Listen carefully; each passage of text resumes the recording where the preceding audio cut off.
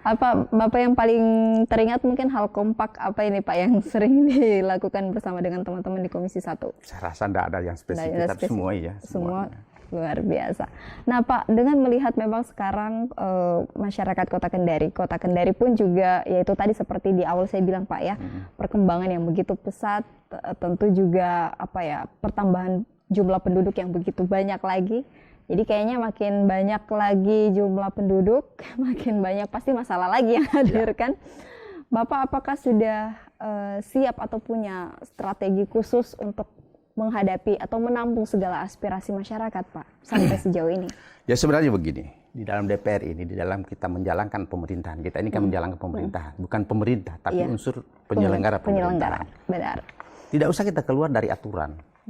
Selama itu kita jalankan sesuai aturan, itu tidak ada masalah sebenarnya. Macam itu ada pernah kasus pemilihan apa itu harus saya lupa di Bendungan Nirai. Itu kan ribut. Iya. Itu satu kali saya tanya. Saya bilang coba baca perwalinya. Dibaca perwalinya ternyata di perwali itu kan tidak boleh merangkap jabatan.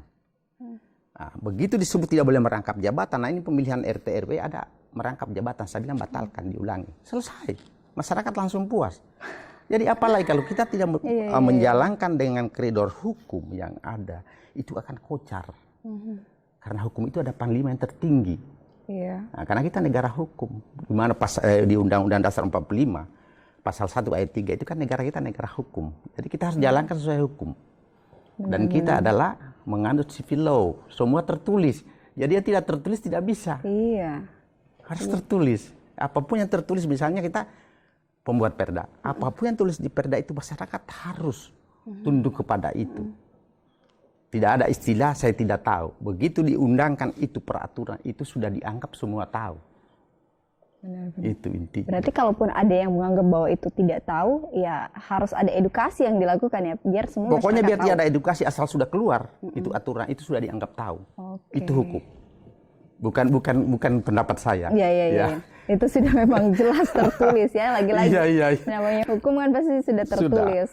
Nah jadi inilah yang harus memang dipahami. Dan menanggapi bahwa ketika kedepannya ini karena perkembangan yang terus saja terjadi, permasalahan Bapak apakah yakin bahwa ya di DPR khususnya di Komisi 1 untuk terus siap gitu, menghadapi segala masalah-masalah yang terjadi Pak? Gimana? Ya, kalau udah siap kenapa masuk jadi anggota DPR? Iya gitu ya. Itu saja.